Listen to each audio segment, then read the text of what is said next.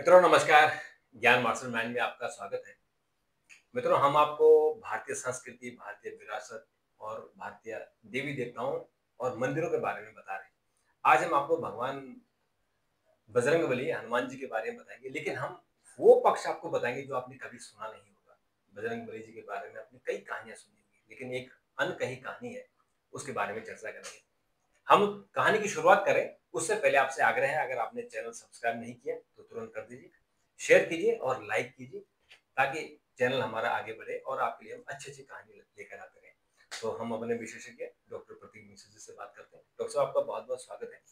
तो आज आप आपकी पुटली में क्या है ऐसा जो आप हनुमान जी के लिए कुछ विशेष लेके आए?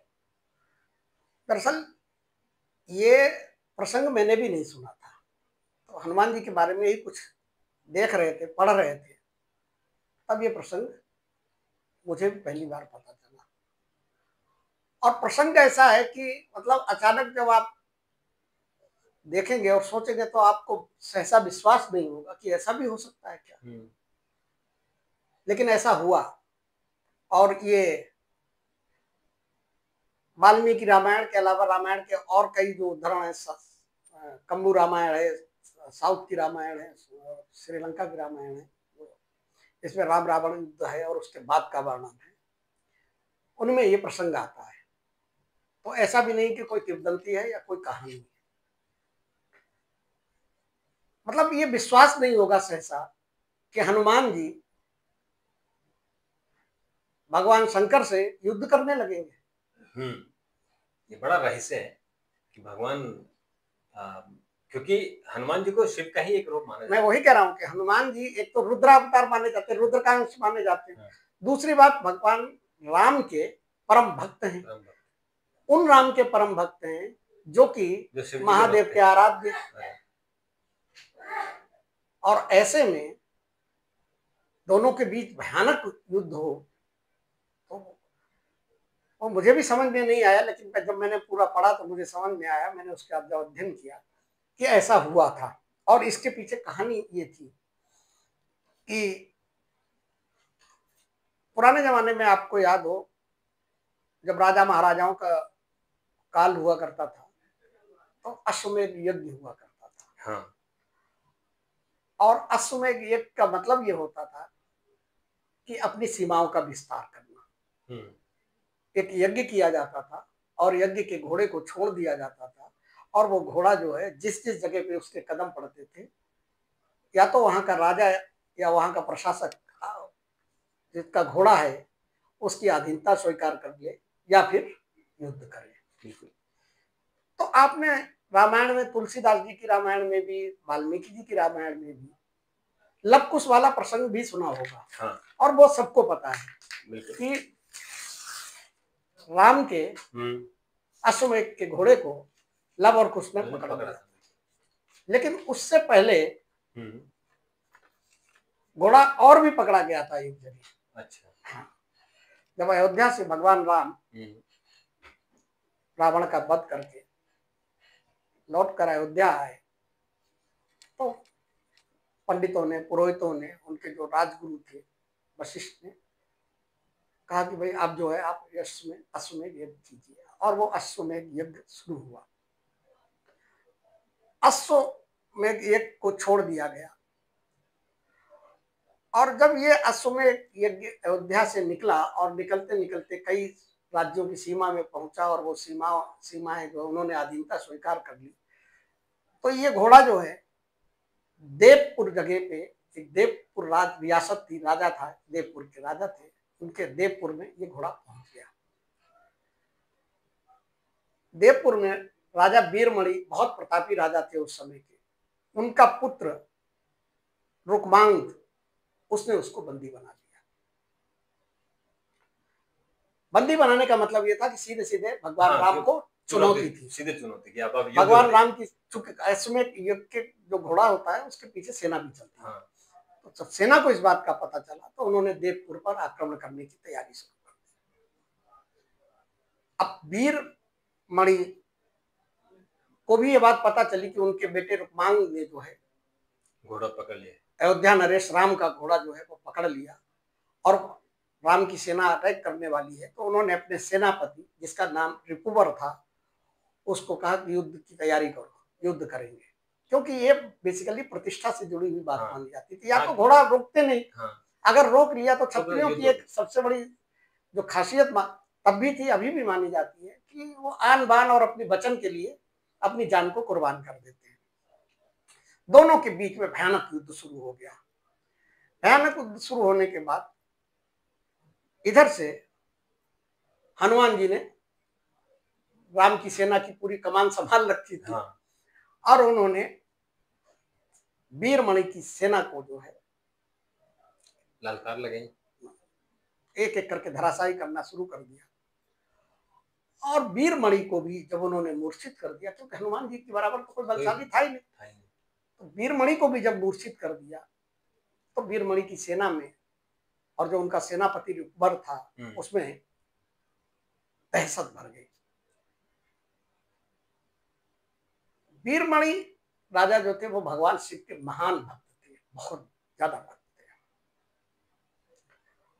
और उन्होंने वीरमणि को ये वचन दिया हुआ था, आशीर्वाद दिया हुआ था भगवान महादेव ने कि जब भी तुमको पर संकट पड़ेगा तो तुम जो है हमको याद करना, हम पूरी अपने लाव लश्कर के साथ, लाव लश्कर में कौन कौन, वीरभद्र जैसे लोग, खतरनाक काल भैरव जैसे लोग, जिनको कोई हरा ही नहीं, ठीक है, नंदी जैसे लोग, तमाम गण भूत पिशाच जो उनकी सेना है, उसके साथ हम तुम्हारी मदद के लिए आएंगे, तुम निश्चिंत रहो। तो वीरमणि उसी मुगालते में थे, और मुगालता भी उनका सही था क्योंकि भगवान ने उनको वरदान दिया हुआ था। तो मूर्छित होने से पहले पहले वीरमणि को दरअसल अपने से ज्यादा कहीं अपने पुत्र की चिंता हुई, क्योंकि पुत्र रुक्मंद ने ही उसको घोड़े को पकड़ा हुआ था।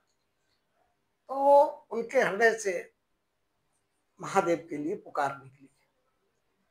जैसे ही महादेव ने अपने भक्त की पुकार सुनी, महादेव अपने दल बल के साथ युद्ध मैदान में आ गए,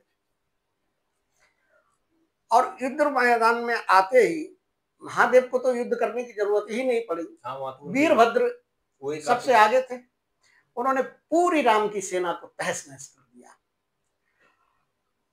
और जो राम के भाई थे शत्रुघ्न, उनका बेटा जो है वो अगुवाई कर रहा था, उसका सिर जो है धड़ से अलग कर दिया, क्योंकि वीरभद्र ये वही वीरभद्र है जिन्होंने दक्ष का जो है दक्ष के गर्दन काट दी। और वो काल भैरव वो व्यक्ति हैं, उनके वो सेनापति हैं जिन्होंने ब्रह्मा जी का सिर उड़ा दिया था। तो ये तो ऐसे महाराज लोग हैं जो गर्दन उड़ाते गर्दन ही उड़ा देते। तो इन्होंने क्या किया कि वीरभद्र ने शत्रुघ्न के बेटे का सिर उड़ा दिया। अब ये देख के हनुमान जी का क्रोध जो है 7वें आसमान पे पहुंच गया। उन्होंने कहा कि ऐसा कौन आ गया भाई, अभी तो हम इसको गाजर मूली की तरह, राजा वीरमणि की सेना को हमने गाजर मूली की तरह चीर के रख दिया था, अब ये कौन सी सेना आ गई। वो पहचान ही नहीं पा रहे थे बेसिकली, ये कौन से आ गए। और उन्होंने क्या हुआ कि भयानक गर्जना के साथ आगे बढ़े हनुमान जी। अब देखिए, अब यहाँ पर एक तो भगवान शिव का ही अंश हनुमान जी और शिव का ही अंश वीरभद्र आमने सामने। तो क्या हुआ, महादेव जो है वीरभद्र को पीछे करके आगे आ गए, और आगे आ गए, और उसके बाद हनुमान जी उनको पहचान नहीं पाए और दोनों के बीच में भयानक युद्ध हुआ। अच्छा, हनुमान जी की जो ताकत थी उसके पीछे भगवान शिव का ही आशीर्वाद था। उन्हीं को पुत्रवत मानते थे, शंकर सुवन केसरी नंदन, तो पुत्र की तरह मानते थे। तो महादेव के सामने जो दुविधा थी कि हनुमान जी को हम कैसे पराजित करें, कैसे इन पे प्रहार करें, मतलब ऐसा प्रहार जिससे कि इनका काम हो जाए। तो अब इस दुविधा में वो फंसे हुए थे, और हनुमान जी चूंकि पहचान नहीं पा रहे थे, वो पूरी ताकत से उन पे अटैक कर रहे थे।